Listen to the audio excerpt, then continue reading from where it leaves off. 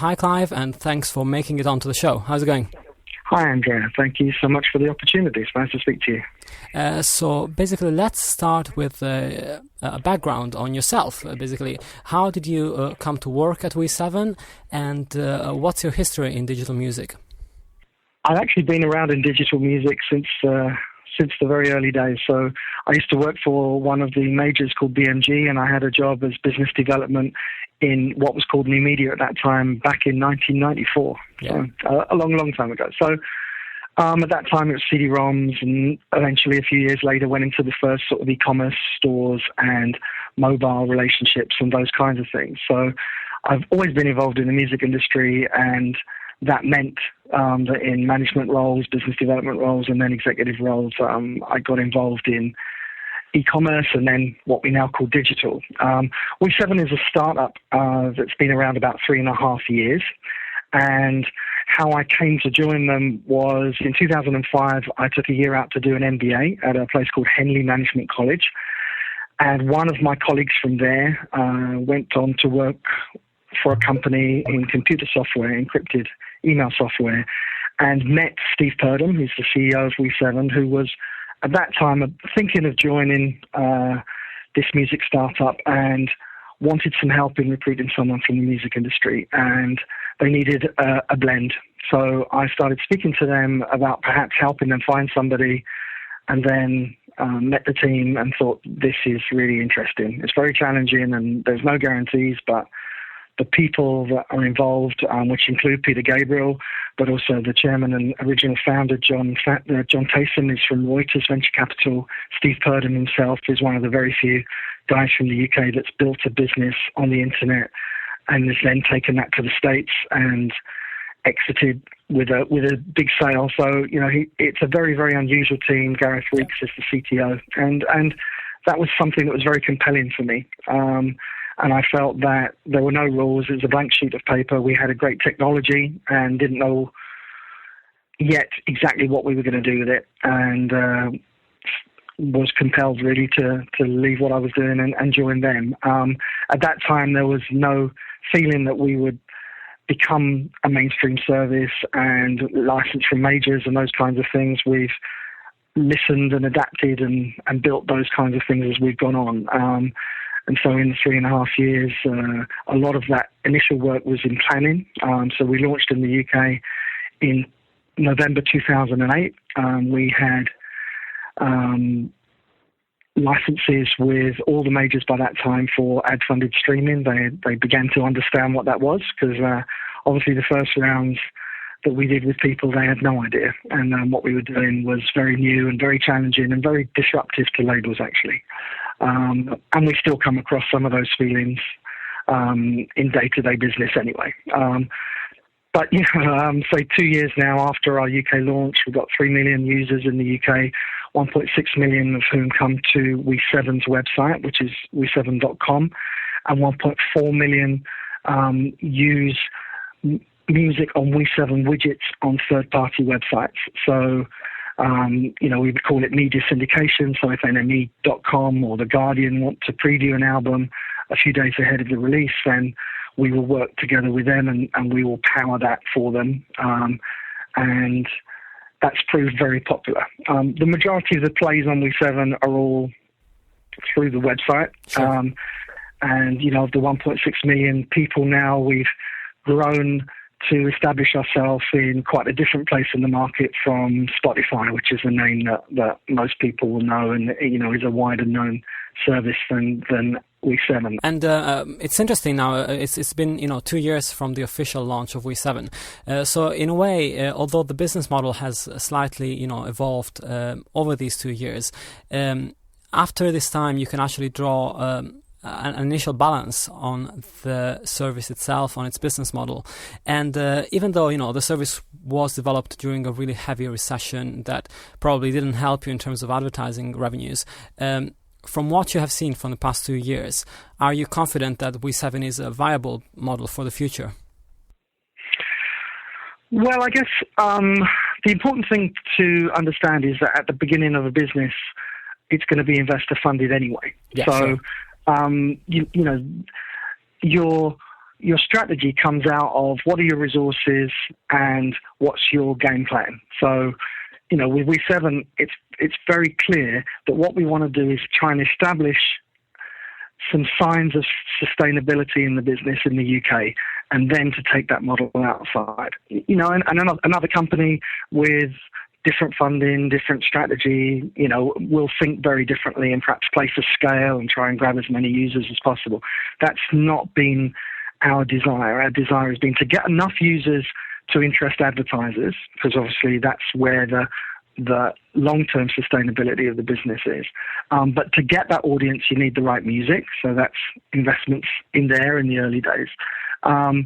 And then we understand over time how people choose to use music, which may not necessarily be in the way that we would initially design as per our business plan.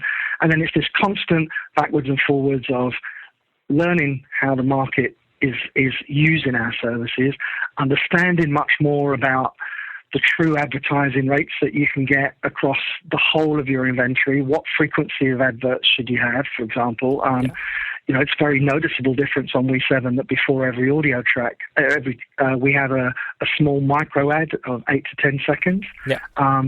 Now that also is coupled with display ads, which people may or may not always recognize.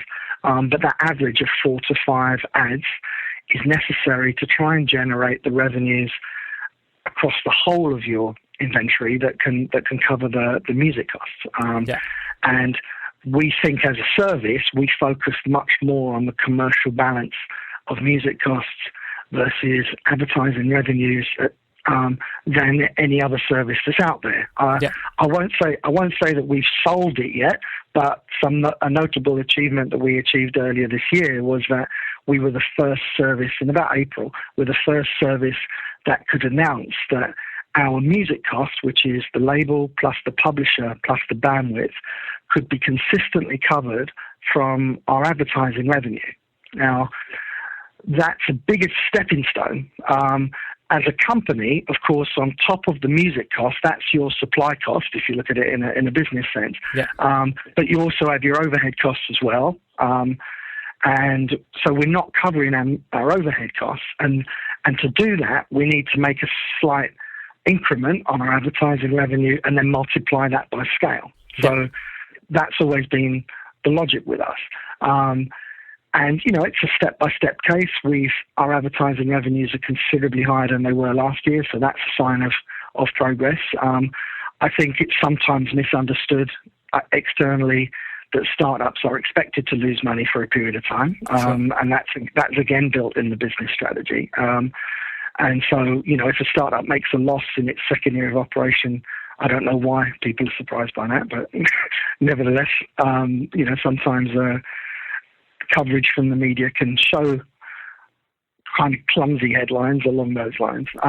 But the most important thing for us is we've always overachieved in terms of our business plan and where we think we're going, which is all part of this step-by-step investment strategy. And that reflects in all areas of our business. It reflects in the initial advances that we pay to the labels, which are much more based upon realistically how many we're going to stream in a certain period. We7 has a greater of model, which means that yes, Mr. Label, we will give you a share of our advertising revenue based upon your plays, but you don't have to wait for us 6, 12, 18, 24 months to build those before they become anything notable, because we'll pay you a minimum in the meantime. And so you get the greater of, the minimum, or the revenue share. So as your business grows, so the split of money changes from the minimum to the advertising split. And that's something that particularly within these independent labels, they like very much, because they understand We7's not going to be paying them the most amount of money at this beginning. But the principle of every play on We7 generates some money is a very, it's part of what we believe is very important, which is respecting the music that's underneath. And even if you're an unsigned artist, you will still get paid for every play. So, Sure. that those kinds of founding principles are very important. In terms of financial support for the company, did the decision by PRS to reduce the fees that they were charging for per stream help you in terms of increasing your profitability in the past year, or did it not have that much of an effect? Well, you used the word profitability, and as I mentioned, I mean, We7's not profitable and Sure. plan to be profitable. But did it help in terms of that commercial balance? Absolutely. Yeah. That rate change came in July the 1st, 2009. Yeah. We spent most of 2009 proving that the original streaming rates that were established from majors, which came from America. So if you go back in history to the first deal struck with Rhapsody when they started, it's kind of 1 cent per play. Yeah. Is a ballpark. So, you bring it's 1 cent, €1, 1 penny, and that money includes the label portion, the publishing portion. But there was that kind of assumption. So, PRS at that time was 0.22 of a pence. So that plus an average kind of a major label fee would get close to a penny. Yeah. And you have to look at, okay, that's on the one side, and where's my income at this moment in time in a depressed advertising market? In 2009, We7 spent a great deal of time trying to understand properly what realistic advertising revenues we could get from the market. And there is a big difference between the kind of CPMs, which is the prices that advertisers pay that you'll hear for small niche sites that appeal to certain segments, versus what you get for mainstream sites that have lots of users and go out on what they call remnant rate. So if you look at our advertising revenue, it's a pyramid. And our challenge is to get as high a percentage as we can from the top part of the pyramid, which we would call tier 1 rates. So that will be when an advertiser comes to us and they want to buy on We7, they know exactly what they're getting, we'll do some customization for them, and they'll have a great campaign. However, the majority of advertising is at lower rates, which are called remnant rates. Yeah. And those are typical across any social network, any youth or young adult orientated advertising channel that might be available at that moment in time. And so the range of CPMs, it could be at the top end, it could be 25, 30, 35 pounds in the tier 1, and then in the remnant rate, it can often be below £1. So everything depends upon what's your average, how much is unsold, if any, and what's your average rate that you're generating per stream to balance against the average rate that you're having to pay for a stream. Because in 2009 we did so much work on understanding these relationships, it enabled me at the end of 2009 to go to labels and present some real data and real facts, which is very important when you're working in a new area, and to get some understanding and some realism that their rates would have to be adjusted, this is on the label side, to match the spirit that was behind what PRS had done. And, in some cases, then if you reduce a rate from somebody, that then they'll then ask you for larger guarantees in order to commit to growth, in order to make sure that the overall revenue doesn't go down and does increase over time. But we've been able to have those kinds of discussions because we're seen as the pioneers in that kind of relationship. But it is a very fragile one. And, one of the biggest hindrances, if you like, to startups that come to license music for mainstream sites is that you're only on 1-year terms. And the world can change very much in a year in any record company and their politics.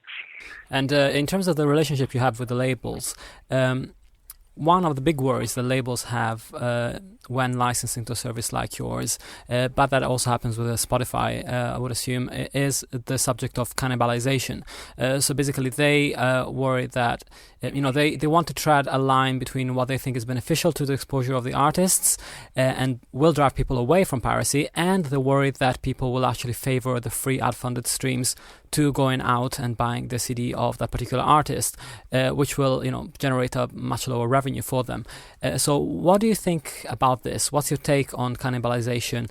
And do you think it's more important to steer people away from piracy than worrying about whether they are choosing the CD over the stream? The topic of cannibalization is a never-ending topic inside labels, and that's because the overall business context is that their sales are going down. And we all know that although the CD sales are declining and digital is rising, digital is not rising enough to plug the holes. So in any business, the logic at that moment in time in a business in crisis would be to try and maximize the highest ways that you can get music from a consumer. So if you're sitting with a major label hat on, the most important thing is a sale. So whether that's a CD sale or a digital sale. And of course, we're in a digital world. We look at the whole landscape through that lens. But actually, if you're a major in the UK, where digital sales are very important for singles because it's 96%. For albums, it's still growing. It's still only about 15%. And 80% of those digital sales are in one account, which is iTunes. So everybody else is playing with quite small contributions to the overall record company income and therefore profit. So obviously it's different, as we know, in Spotify in Sweden, where the whole landscape is different. But what I'm talking about is in the UK, a very mature market in that sense. And therefore the fear, if you like, of change is still paramount, and it comes out in different ways.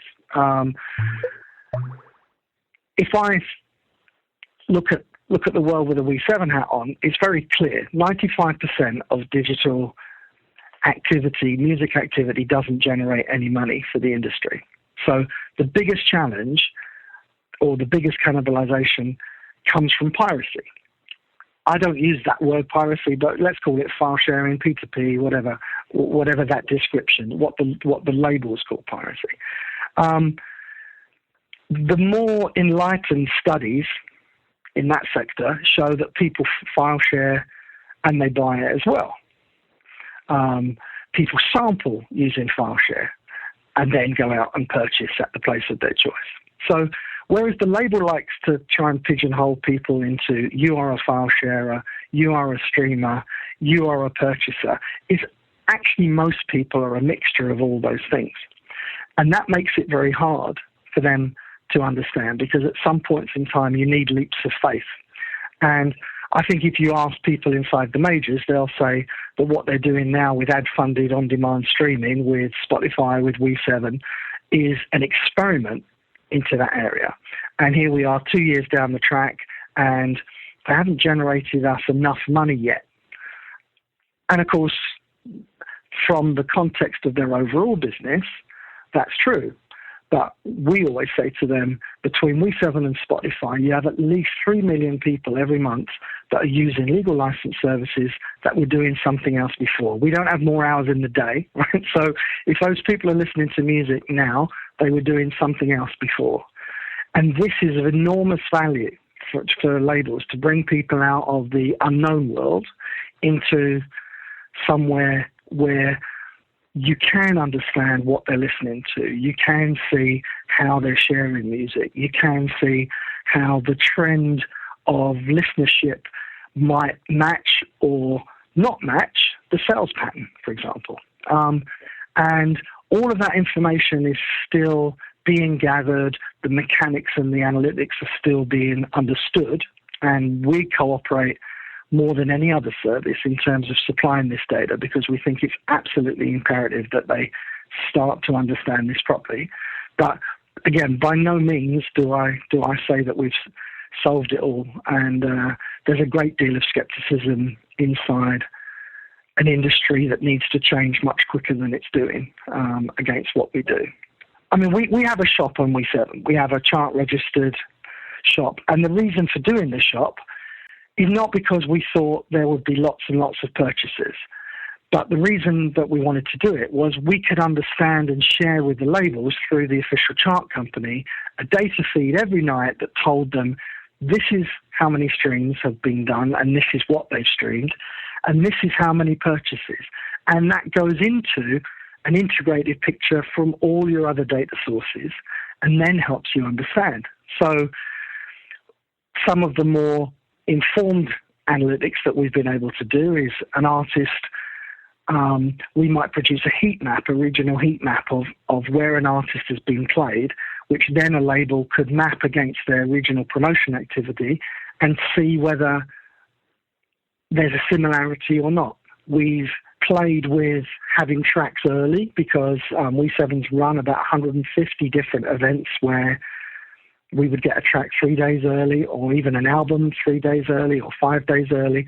And this has been very successful in continually pulling people in to the We7 free service.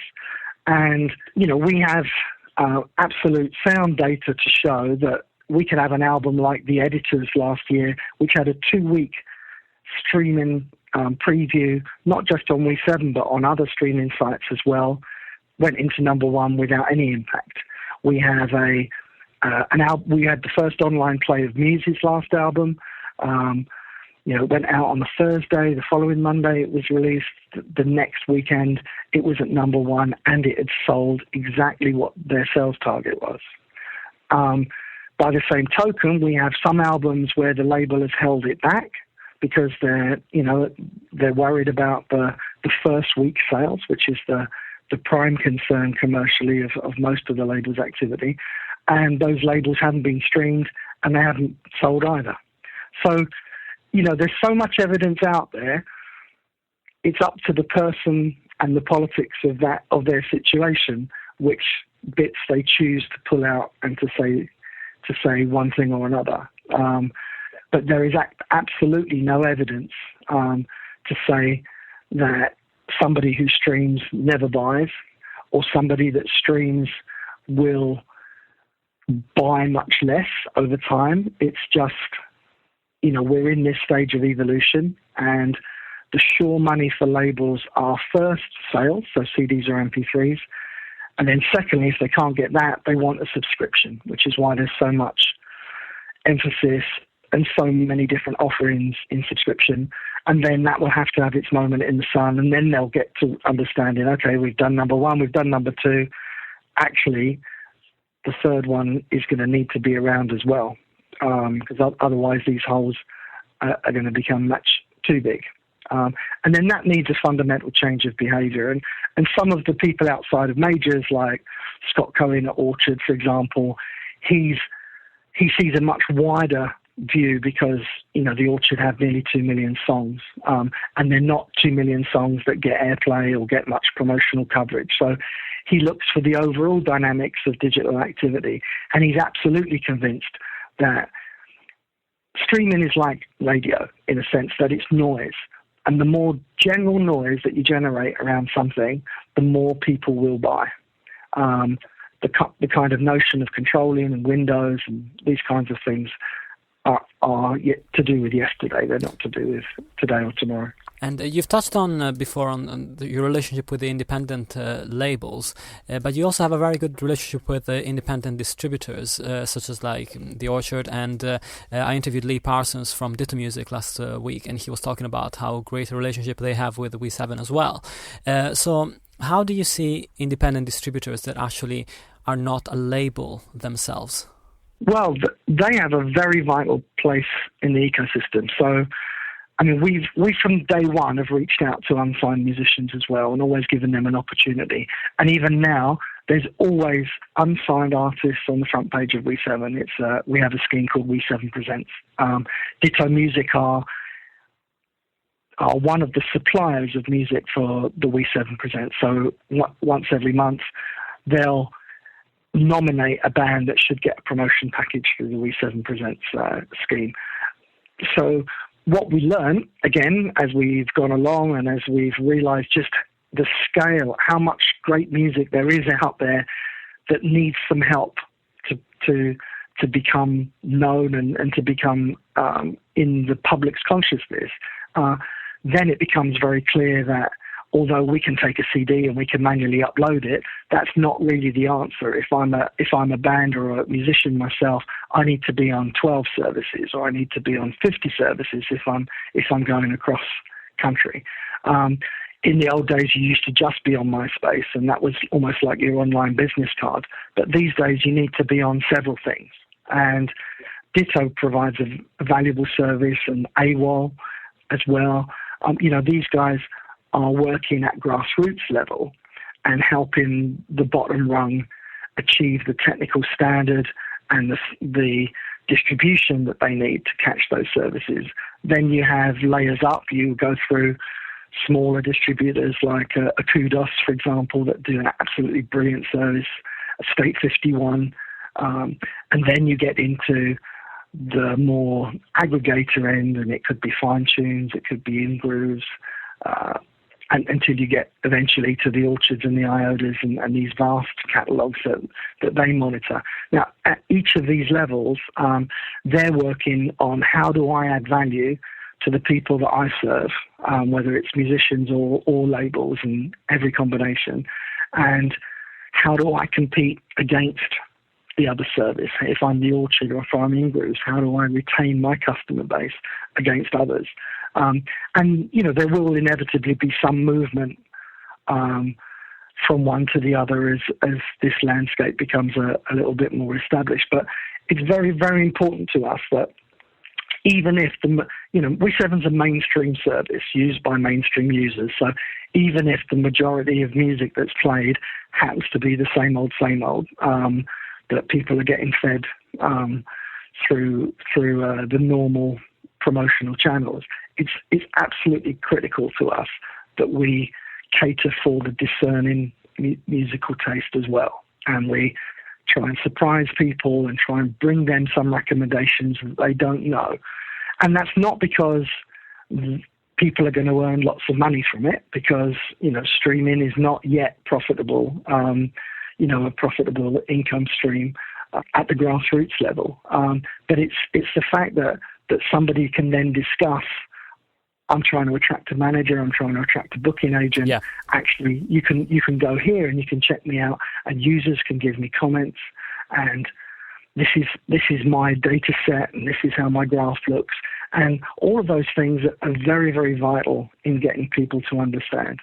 So we're a small company, but we invest a lot in it. It's a good time, I think, to talk about your recommendation service that you only launched last month, because this is a service that could actually introduce people to music that may venture out of the mainstream and into get them to explore the depths of the catalog of We7, which are rarely, completely used by the mainstream user that you talked about. So how did the recommendation service come about? And is it a technology you developed yourself, or are you using somebody else's technology for that? Okay, there's various levels of recommendation technology that comes through We7 services. So it kind of depends where you are and how you're using the service as to what you'll see. So If you're on an artist page, you might see a similar artist tab. You might get a recommendation at the bottom. Or if you're involved in what we're calling Radio Plus, where in a sense you're defining a start point. So today I want to listen to Tiny Temper. Then you just type Tiny Temper and have We7 play you a playlist, including Tiny Temper and music that sounds like him. And that recommendation is using our data set. It's using Last.fm's data set in a mutual win-win for both services. And the results from that have actually really surprised us because we're a mainstream service, so we're talking to people who are predominantly at work, they're at college, they're at university, even at school, and so their mind is on something else. They kind of know they don't want to listen to just completely blind fed music, so they want to define something, but haven't got time to think about 10 songs in a row or 12 songs or search around a social network to find a playlist from somebody that they like. So if they can just define the start point and have a playlist that's played to them, that appeals to them and gets to know them better over time, they can skip forward a track if they don't like anything, They can save it as a playlist if they want to come back again. And if they're reminded about something, so, the fifth track in is a track, I haven't heard that for a while, I'd like to listen to the whole album. Because We7's got On Demand as well, they can then dip into On Demand and hear that album or that other track that they want to listen, and then sit back again and have Radio Plus pick it up and take it over. And in the last 3-4 months, we've been very surprised and pleased by how many people are picking up that option.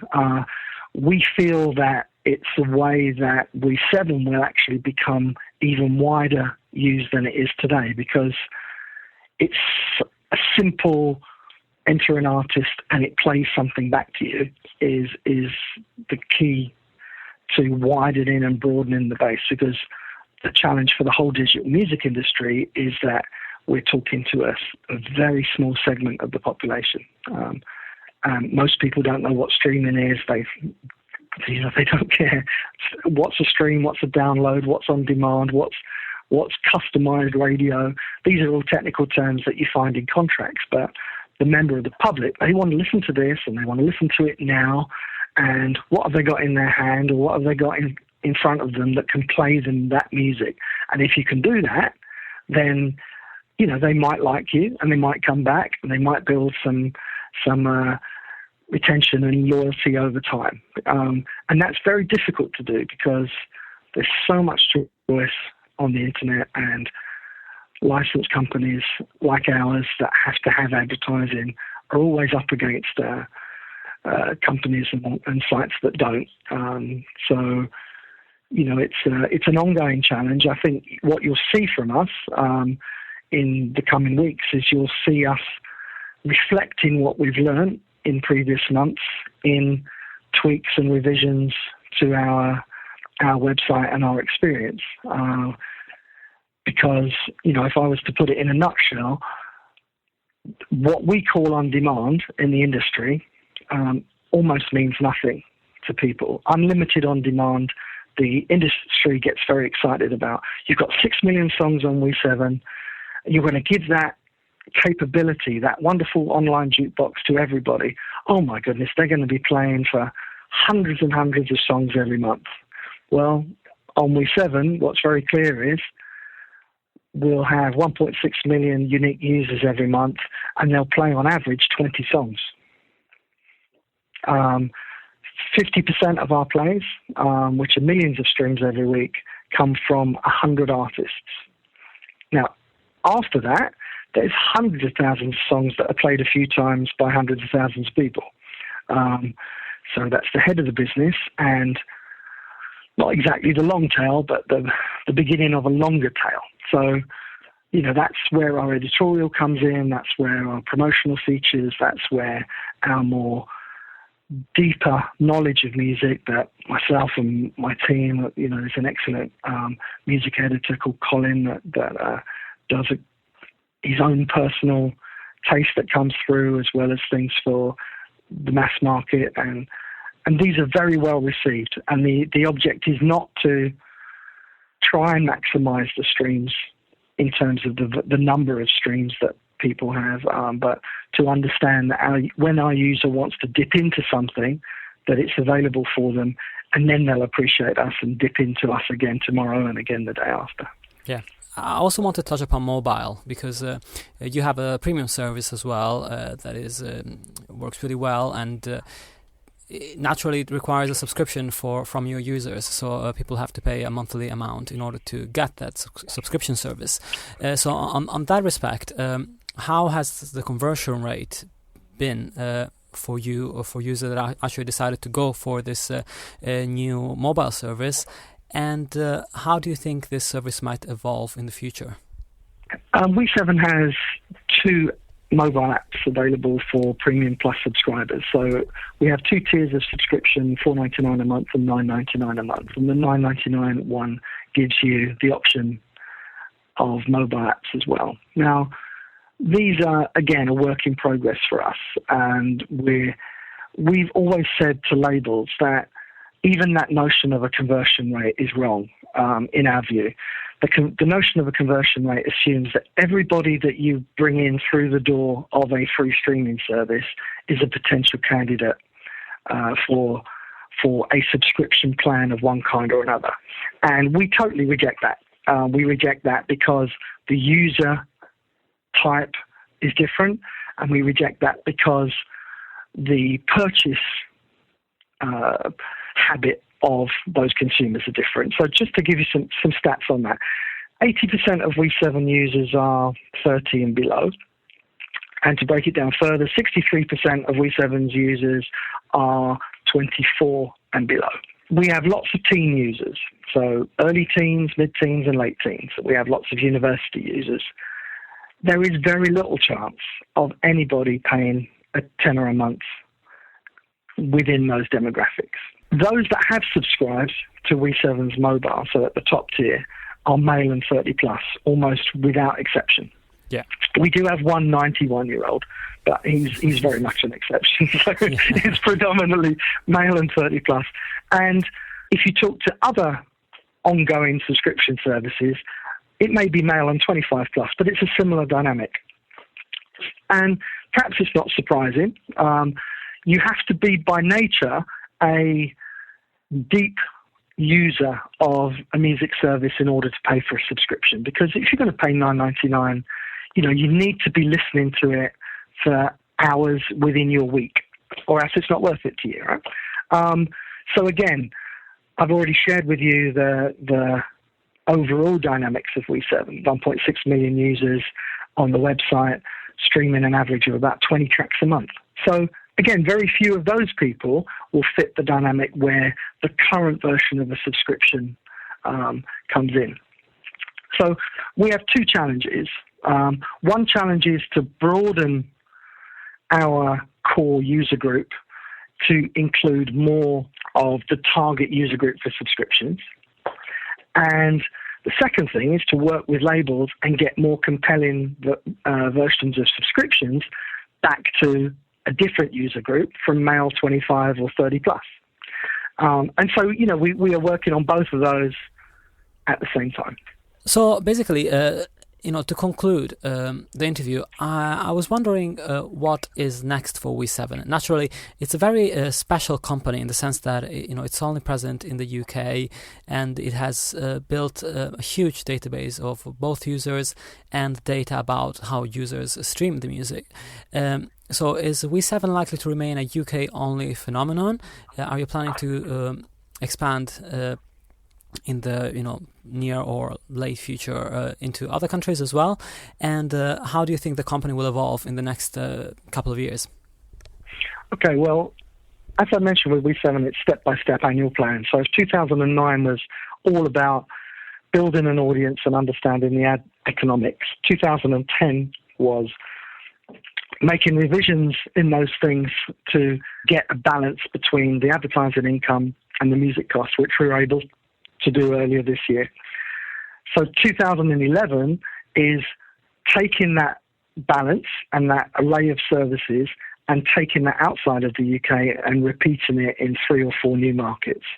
So we're already soft launched in Ireland, and we have 3 more European countries coming on board early in 2011.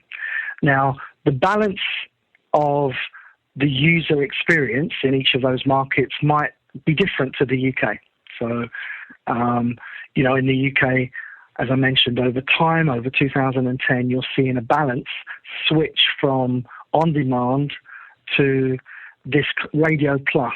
So it's not just customized radio in the sense of a Pandora, because you do have the ability to go and listen specifically to something that reminds you of, or listen to the same track again. So, that kind of concept we believe is quite unusual, and we've been very encouraged by how quickly audiences have taken to that. So you will see us roll that out into 3 markets, and then in 2011, as the year progresses, we'll be looking for some relationship of financial sustainability to cover the music costs. Our investors will be covering the operating costs again, and continue to do that on a year-by-year basis as long as we're making progress on the the financial sustainability. Sure.